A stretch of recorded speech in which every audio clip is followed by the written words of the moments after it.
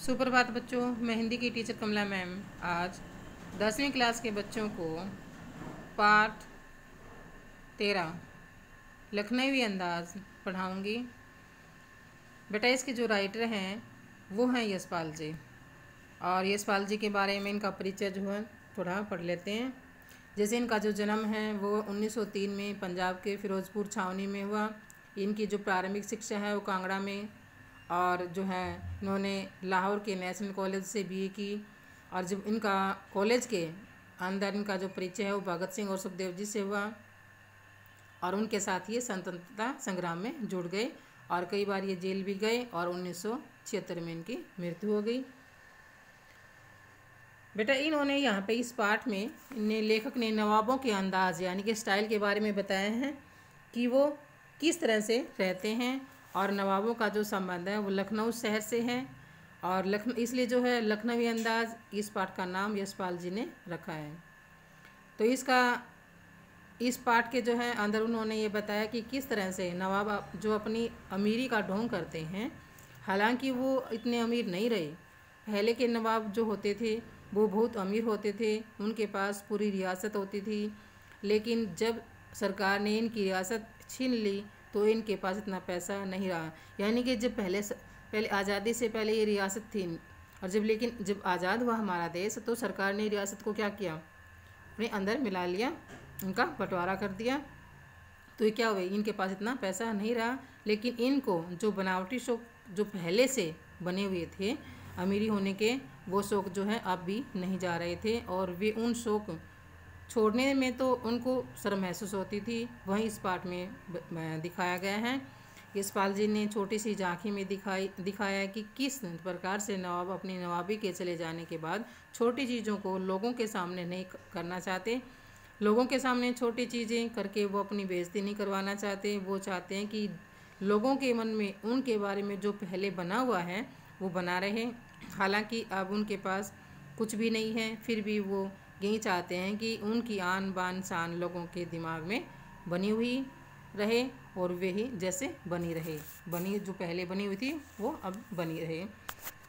तो बेटा इसको पढ़ते हैं, लेसन को देखो। मुफस्सिल की पैसेंजर ट्रेन चल पड़ने की उतावली में पुकार रही थी।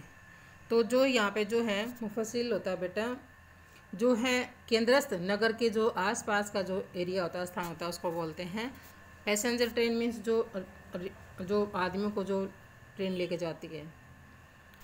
उतावली में पुकार रही थी यानी पुकार मीन्स तैयार थे चलने के लिए। आराम से सेकंड क्लास में जाने के लिए दाम अधिक लगते हैं। दूर तो जाना नहीं था। भीड़ से बचकर एकांत में नई कहानी के संबंध में सोच सकने और खिड़की से प्राकृतिक दृश्य देख सकने के लिए टिकट सेकंड क्लास का ही ले लिया। तो यहाँ जो लेखक हैं वे कह रहे हैं कि इनको एक बार कहीं जाना था, तो उन्होंने सोचा कि जो है भीड़ से बचा जाए। तो पहले 3 होते थे, जैसे फर्स्ट क्लास, सेकंड क्लास और थर्ड क्लास। तो जो फर्स्ट क्लास होती थी उसमें ज़्यादा पैसे लगते थे, सेकंड में मीडियम और थर्ड में कम, और थर्ड में ज़्यादा भीड़ भी होती थी। तो लेखक ने अपनी नई कहानी को मतलब रचने के लिए इन्होंने सेकंड क्लास का डिब्बा ले लिया, यानी कि सेकंड क्लास के डिब्बे की टिकट ले ली। और क्योंकि उनको दूर भी नहीं जाना था, और इन्हों क्या था कि भाई ये इन्होंने सोचा कि जो सेकंड क्लास का डिब्बा होगा वो खाली होगा, और खाली डिब्बे में जो है खिड़की से बाहर जो प्राकृतिक दृश्य होंगे वो भी आराम से देखे जा सकते हैं, और नई कहानी के बारे में सोचा भी जा सकता है। गाड़ी छूट रही थी। सेकंड क्लास के एक छोटे डिब्बे को खाली समझकर जरा दौड़कर उसमें चढ़ गए। तो कहता है जब ये स्टेशन पे आए तो उसको जो गाड़ी है वो चलने के लिए तैयार थी, और सेकंड क्लास का जो छोटा सा जो डिब्बा है वो उसे भाग कर चढ़े, खाली समझकर आगे जो डिब्बा होगा वो खाली होगा। लेकिन जो है अनुमान के प्रतिकूल डिब्बा निर्जन नहीं था। जैसे इन्होंने अनुमान लगाया था कि जो है हम सेकंड क्लास का डिब्बा ले लेंगे और उसमें जो है खाली डिब्बा होगा और नई कहानी के बारे में लिखा जा सकता है। लेकिन जो अनुमान के जो प्रतिकूल का जो डिब्बा जो खाली नहीं था। एक बर्थ होता है बेटा सीट पर लखनवी की नवाबी नस्ल के एक सफ़ेद पोश जो हैं सज्जन बहुत सुविधा से पालथे मारे बैठे थे। कहता है कि लखनऊ के नवाबी जो हैं, इस जो बात होता है बेटा सीट, जो सीट के ऊपर जो है सफ़ेद कपड़े पहने हुए लखनऊ के नवाबी नस्ल के जो हैं आदमी लाठी जो हैं पालथी मारकर बैठे हुए थे। सामने 2 ताजे चिकने खीरे तौलिए पर रखे हुए थे, और उसने अपने सामने जो हैं ताजे और चिकने जो हैं तौलिए पर जो हैं खीरे रखे हुए थे। डिब्बे में हमारे सहसा कूद जाने से सज्जन की आंखों में एकांत चिंतन में विघन का संतोष दिखाई दिया। तो कहता है कि जब वो अचानक जो है लेखक उस डिब्बे में पहुँचे तो जो सज्जन बैठे हुए थे उनको मतलब अपना जो एकांत था उसमें असंतोष दिखाई दिया, उसमें यानी कि बाधा पड़ गई।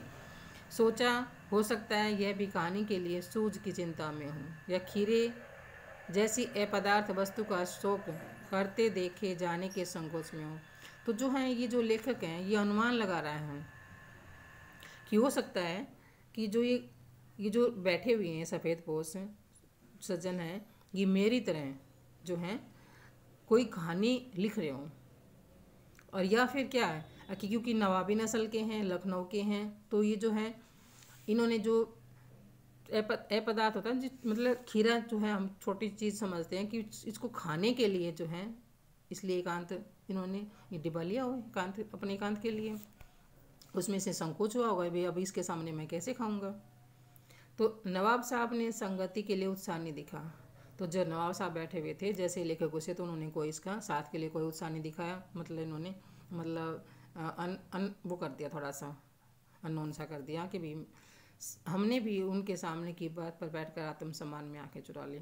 तो लेखक कहते हैं कि उसने कोई उत्साह नहीं दिखाया कि भी ये और आदमी आया आपके डिब्बे में, तो उन्होंने भी क्या किया भी उनकी भी कोई आत्मसम्मान है, कोई इज्जत है, तो उन्होंने भी क्या की आंखें चुरा ली। ठाली बैठे कल्पना करते रहने की पुरानी आदत है। तो लेखक कहते हैं कि क्योंकि जो लेखक होते हैं वो ठाली बैठकर जो है कल्पना करते रहते हैं, उनकी एक पुरानी आदत होती है। नवाब साहब की असुविधा और संकोच के कारण का अनुमान करने लगे, तो उनके भी फिर सोचने लगे कि भी ये नवाब साहब हैं, मेरे यहाँ पे ट्रेन इस बर्थ में आने से, डिब्बे में आने से इनको क्यों ये असुविधा हो रही है और क्यों संकोच हो रहा है, इसका भी अंदाज़ा लगाने लगे। संभव है नवाब साहब ने बिल्कुल अकेले यात्रा कर सकने के अनुमान में किफ़ायत के विचार से सेकंड क्लास का टिकट खरीद लिया होगा। तो कहता है कि हो सकता है कि जो नवाब साहब है उसने अब अकेले यात्रा करने के लिए जो है उसके अनुमान से जो है ये जो किफ़ायत होता है बेटा समझदारी का उपयोग करना, कि समझदारी करके भी मैं अकेला उसमें यात्रा कर सकता हूँ, इसलिए उसने सेकंड क्लास का जो टिकट ले लिया होगा। और अब गवारा न हो कि शहर का कोई सफ़ेद पोश उन्हें मंजिले दर्जे में सफ़र करता देखे, और अब उनको भी गवारा नहीं था कि भी कोई भी मुझे ना ये देखे कि भी लखनऊ का नवाब है और सेकंड क्लास के डिब्बे में ये सफ़र कर रहे हैं। इससे उसको क्या हुआ, अपने अंदर बेइज्जती महसूस हुई। अकेले सफ़र का वक्त काटने के लिए ही खीरे खरीदे होंगे, और अब किसी सफ़ेद पोश के सामने खीरे कैसे खाए। अब ये सोच रहा होगा कि भाई ये आ गया तुम्हारे इस डिब्बे में आया हुआ है और सामने की सीट पर बैठा हुआ है, तो इसके सामने मैं नवाब होके कैसे खीरे खाऊंगा।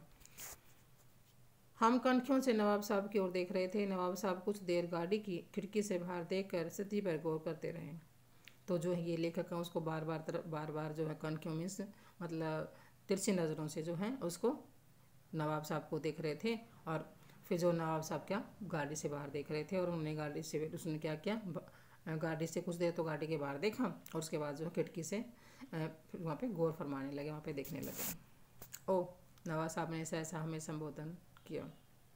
फिर अचानक जो है नवाब साहब ने उसको मतलब संबोधन किया आदाब अर्ज, जैसे हम नमस्ते करते हैं तो ऐसे जो लखनवी यानी कि नवाब होते हैं वो आदाब अर्ज करते हैं। जनाब खीरे का शौक फरमाएंगे, खीरे का शौक फरमाने में जो है आप खीरा खाएंगे। नवाब साहब का ऐसा भाव परिवर्तन अच्छा नहीं लगा।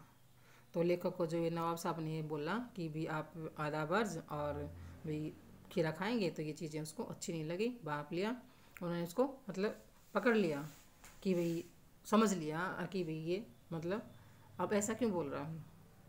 आप शराफत का गुमान बनाए रखने के लिए हमें भी मामूली लोगों की हरकत में लथेड़ लेना चाहते हैं। तो कहता है कि जो है इसके लिए जो है गुमान होता है बेटा भरम के लिए, जो आप शराफत का जो है ये जो ओढ़ रहे हैं ढोंग कर रहे हैं इसमें हमें मत मिलाइए। और क्योंकि आप जब मैं यहाँ पे आया था बर्थ में तो आपने हमारे को आदाब अर्ज भी नहीं किया, और आपको अच्छा भी नहीं लगा और आप मेरे से आप ऐसे कैसे बोल सकते हैं कि आप खीरा खाएंगे हमारे साथ। तो ये बातें जो है नवाब साहब को, इसको जो है लेखक को अच्छी नहीं लगी नवाब साहब की। जवाब दिया शुक्रिया किबला शुक्र में कि आप ही मतलब खाइए। नवाब साहब ने फिर एक पल खिड़की से बाहर देखकर गौर किया और दृढ़ निश्चय से खीरों के नीचे रखा तौलिया झाड़ कर सामने बिछा लिया। कहता है उसके बाद जो है नवाब साहब ने क्या किया, उसको तौलिए को जो है लिया, तो तौलिए को अपने सामने रखा और उस पर जो है खीरों को जो है रख दिया। सीट के नीचे से लोटा उठाकर दोनों खीरों को खिड़की से बाहर धोया और तौलिए से पोंछ लिया। जेब से चाकू निकाला और दोनों खीरों के सिर काटे, उन्हें गोद कर झाग निकाला। फिर खीरों को बहुत एहतियात से छील कर फाँकों को करीने से तौलिए पर सजाते गए। कहता है कि उसके बाद जो उन्होंने है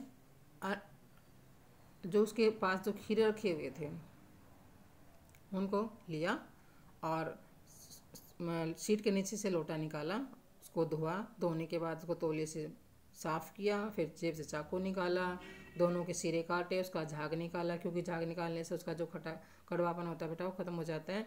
और उनको फिर करीने से छील कर उनको तौलिए पर सजाते गए, फाँकों को काटते गए। तो बेटा जो है आज तक के लिए इतना, कल फिर मिलते हैं, कल फिर पढ़ाती हूँ। इसको ध्यान से पढ़ना बेटा, और कोई समझ में ना आए तो मैसेज कर देना या फ़ोन कर लेना। ओके बेटा, धन्यवाद बेटा।